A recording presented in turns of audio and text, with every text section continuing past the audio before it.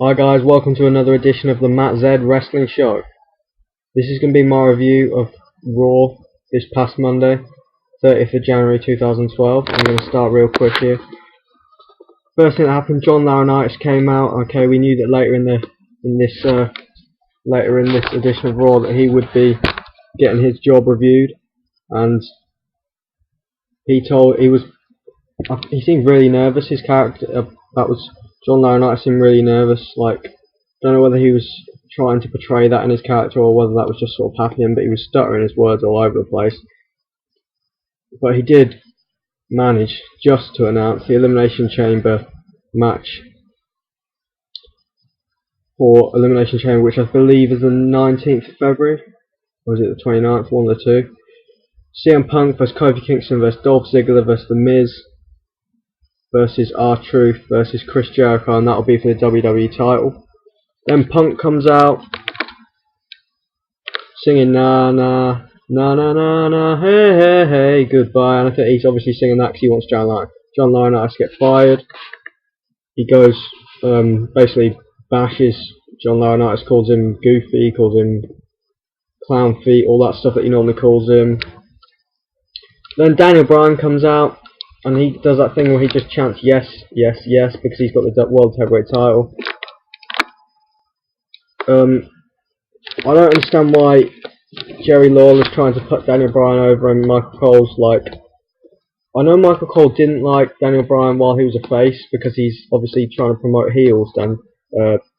Michael Cole, that's his job as he's the heel announcer, as I call it. But now Daniel Bryan's heel, he still doesn't like Daniel Bryan, and King still really likes Daniel Bryan. It's kind of weird. It's a bit confusing, I mean, for wrestling fans. If Daniel Bryan is meant to be a heel, I'm a bit confused.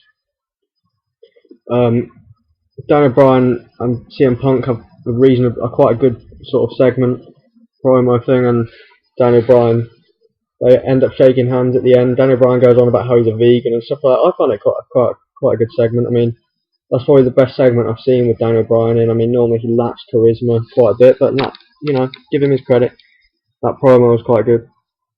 Sheamus then enters, does the thing about saying, CM Punk goes up to Daniel Bryan, says he's not sure who he's going to face yet, basically, and he just basically promotes the fact that he won the Rumble the night before this episode of Raw. Daniel Bryan and CM Punk then shake hands, and then we get to the first match of the night, Randy Orton versus Dolph Ziggler, with Wade Barrett being interviewed as the match goes through about what he's going to do to Randy Orton this Friday on SmackDown, so they're obviously having a match. Wade Barrett giving it all that, saying he's going to do much worse than throw him down the stairs, stuff like that. Orton vs Ziggler match was, it was quite a good match. It wasn't very long. It was a decent match. Dolph Ziggler sells moves very well. That's something I've noticed recently, and I think most people have sort of said that. Wade Barrett was very good on the mic, as per usual, while he was being interviewed. And the match anyway ended with Randy Orton hitting the RKO and getting the 1, 2, 3. The crowd were quite happy with that. Dolph Ziggler is good at generating heat. I mean, he's probably the biggest, in my opinion. Him and The Miz are the biggest heels on Raw at the moment. I mean, well, there's no one else to compete with them, I suppose, so they are definitely the biggest heels on Raw, I'd say. And, well, I'll come to that in a minute, and Chris Jericho also is probably a big heel on Raw now, but he didn't get that much heat even when it looked like he turned heel, but I'll get to that in a minute. Brodus Clay versus Tyler Rex, another one of these very short matches with Brodus Clay, where he just basically dances then for about 5 minutes, has a match for about 1 minute, and then dances again for another 5 minutes. He hit the What the Funk, which I find that is the best moment on Raw, when Michael Cole says What the Funk. It just makes me laugh every time. I'm not sure why. Anyway, we get to Daniel Bryan vs CM Punk, which was announced earlier on the card by John Laurinaitis, which was a champion vs champion match. The match, while it lasted, which was about 10 minutes, maybe a bit longer, was a very good match. Well, I thought it was. Daniel Bryan is one of the best technical wrestlers in the WWE at the moment. That is my opinion. And what he is lacking in mic skills, he does sort of make up for in in-ring skills. That's my opinion. CM Punk, he's quite a good wrestler as well. I mean, I wouldn't go as far as saying he's the best wrestler in the world, but he is a very good wrestler to watch, I'd say.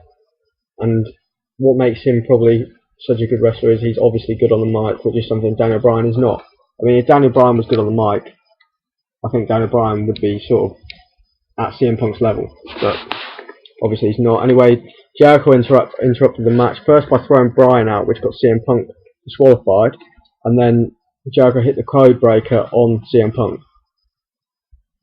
which has made it look like Jericho has turned heel, which makes it look like it's going to be Jericho versus CM Punk at WrestleMania.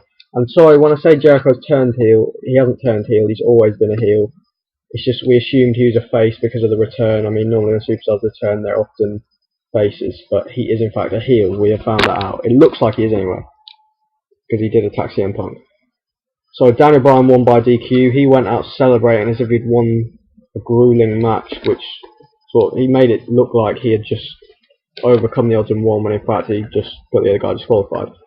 Then we found out, just on a side note, that Mike Tyson has been inducted into the WWE Hall of Fame, which is quite cool. You know, I mean, I know he wasn't involved with the WWE that much, just for like a WrestleMania or something, but I still think, you know, it's a big name, put him in there, might as well. Then we got to Kofi Kingston versus The Miz. Kofi won with the Trouble in Paradise. Sorry, I forgot that for a minute. The Miz cut quite a shortish promo before the match. Oh, and R-Truth was commentating on this match, and I found him quite funny with how he interacts with Michael Cole. I mean, about Little Jimmy and all that, I just found it funny. Michael Cole not having his glasses, stuff like that, so he couldn't see Little Jimmy, you know. That sort of stuff. R-Truth can be funny. I prefer him as a face than a heel, definitely. So Kofi beat The Miz, so we got on to the next part of Raw. Sorry, just looking through my notes so I remember all this. Beth Phoenix beat Eve in a very, very short Divas match, as per usual. I mean, we never get a long match, and to be fair, not many people want long Diva matches at the moment. I mean, the matches we get are long enough, sort of filler matches. Kane cut a promo saying saying basically that John Cena cannot beat The Rock without embracing the hate. Kane then comes from behind Eve. Obviously, Cena comes out to try and protect Eve, and Cena ends up absolutely bashing Kane. I mean, he hit him with, the ring steps 3 times. I think it was 3 times. He was going to put him through the announce table, and Kane ran away.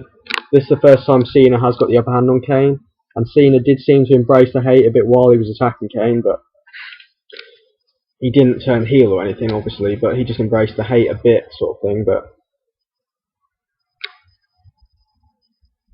so then John Laurinitis comes out saying how good he thinks he's done with his job. Then Triple H enters, and there's quite a funny segment where Triple H teases John Laurinitis about joining the Kiss My Ass Club.